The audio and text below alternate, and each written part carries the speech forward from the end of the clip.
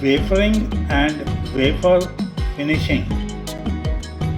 Single crystal silicon ingot is sliced into very thin wafers. Next, the wafers are polished in a series of combination chemical and mechanical polish processes.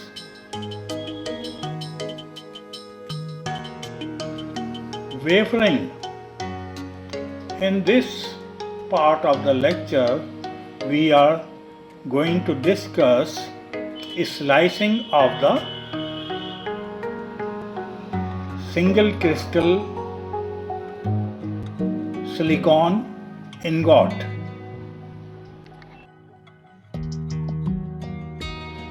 After the crystal ingot cools down, machines cut both ends and polish the side to remove the grooves created by the automatic diameter control process. For ingot size 150 mm or smaller, a flat is ground into the ingot to mark the crystal orientation. For ingot size 200 mm or larger, a notch is ground into the ingot to mark the crystal orientation. It is hoped that this session is going to be useful to you. Please press like button. Please subscribe this channel. यह lecture Hindi में भी उपलब्ध है. Now the ingot is ready to have wafers sliced from it.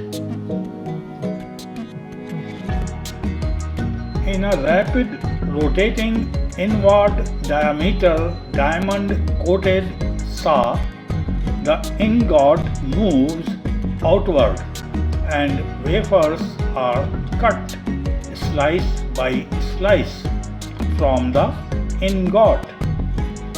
Coolant pours constantly over both ingot and saw to control the considerable heat generated by the sawing process.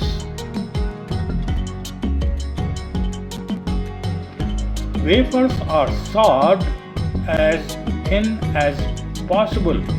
However, they must be thick enough to sustain the mechanical handling in wafer processing. Larger diameter wafers require larger thickness.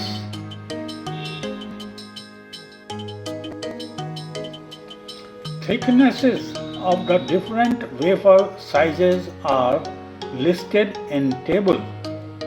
In the subsequent slides, we shall be talking about wafer size 200 mm.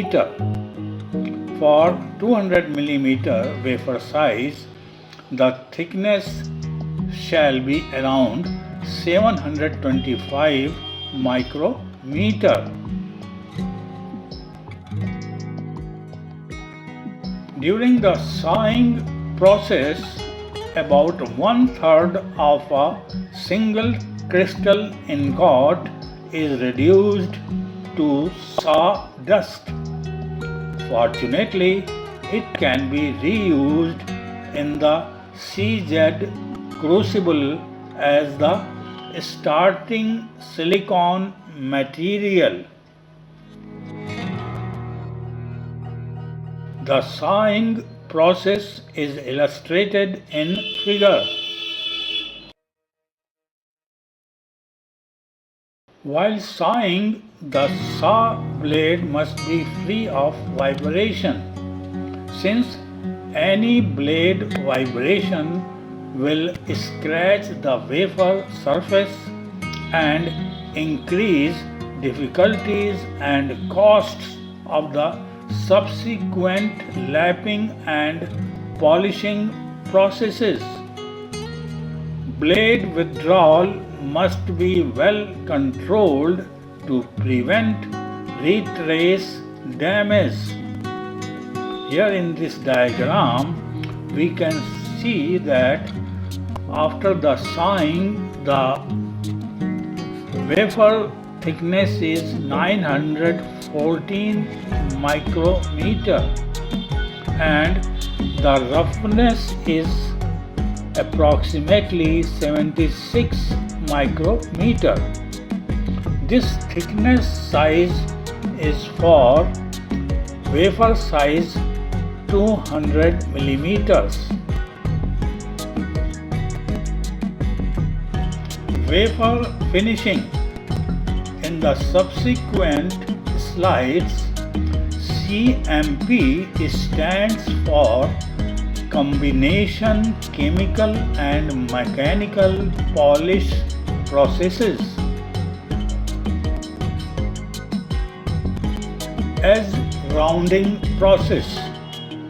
After wafer sawing, the wafer edge is ground in a mechanical process to round the sharp edges created in the slicing process.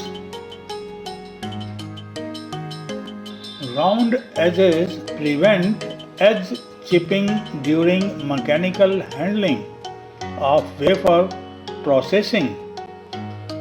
Figure shows a schematic of the edge rounding process.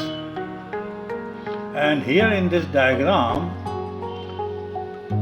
after edge rounding, the thickness of the wafer is 914 micrometer and the surface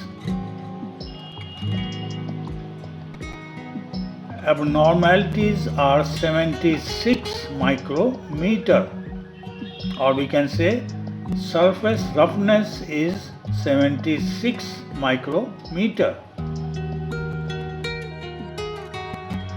Mechanical double-sided lapping. The wafer is then rough polished by the conventional abrasive slurry lapping process to remove the majority of surface damage caused by the wafer slicing process and to create the flat surface required for photolithography. The mechanical double-sided lapping process is performed under pressure using glycerine slurry with fine alumina particulate suspended in it. The lapping process can produce a wafer with a surface flatness within 2 micrometer and removes about 50 micrometer of silicon from both sides of a 200 mm wafer.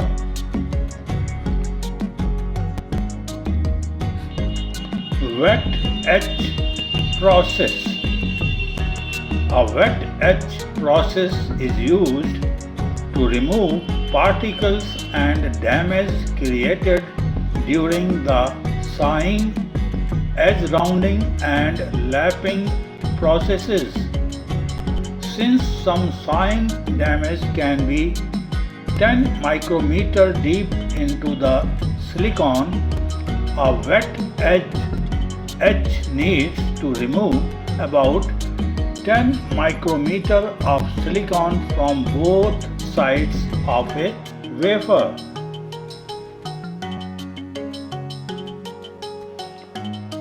A commonly used etchant is a mixture of nitric acid, hydrofluoric acid and acetic acid. Nitric acid oxidizes the silicon to form silicon dioxide on the wafer surface. Hydrofluoric acid dissolves and removes the silicon dioxide. Acetic acid helps to control the reaction rate. Due to the isotropic H characteristic, each process further smooths the wafer surface due to the isotropic H characteristic with an nitric acid rich solution. The usual formulation is a 4:1:3 mixture of nitric acid, hydrofluoric acid and pure acetic acid. The combined chemical reaction can be expressed as shown.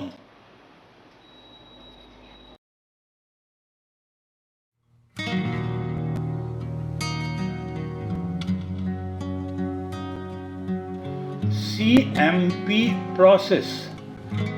In the CMP process shown in figure, the wafer is held on a rotating wafer holder and pressed onto a rotating polishing pad with slurry and water in between.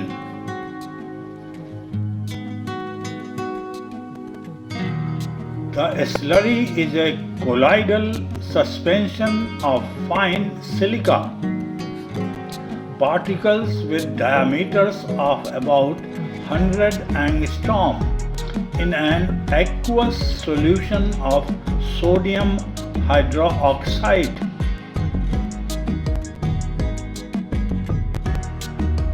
Sodium hydroxide oxidizes the silicon surface with the help of heat generated by the friction between the wafer and polishing pad.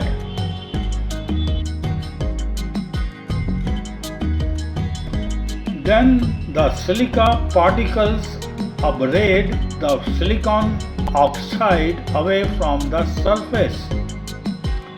That is mechanical process. This combined chemical and mechanical process removes silicon from the wafer surface. Now here we can see that after CMP, the thickness of the wafer is 725 micrometer and the surface of the wafer is virtually defect free.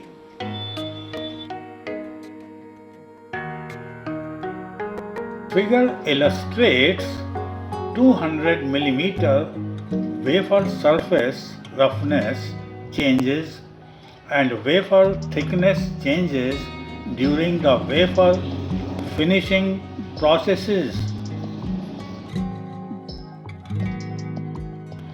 Post CMP cleaning processes use mixtures of acid oxidizer solutions to remove organic and inorganic contaminants and particles. This finishes the wafer surfacing process and creates a defect-free surface ready for integrated circuit processing.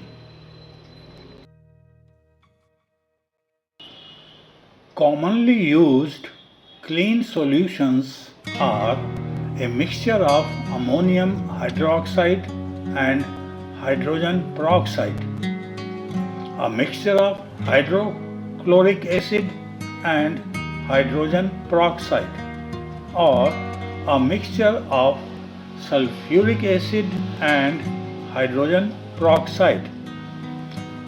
After post-CMP cleaning, inspection and labeling, the wafer is ready to ship to the customer for semiconductor chip processing.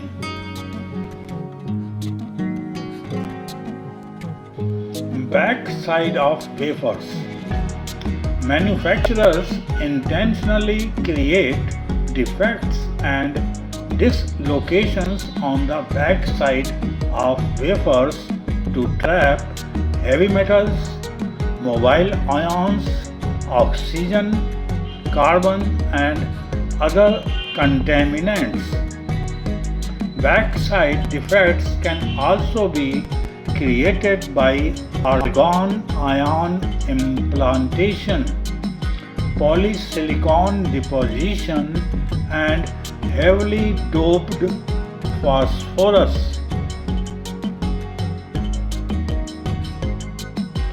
During integrated circuit processing, the back side of wafer is always deposited with a CVD silicon oxide or silicon nitride layer to prevent any outward diffusion during thermal processes.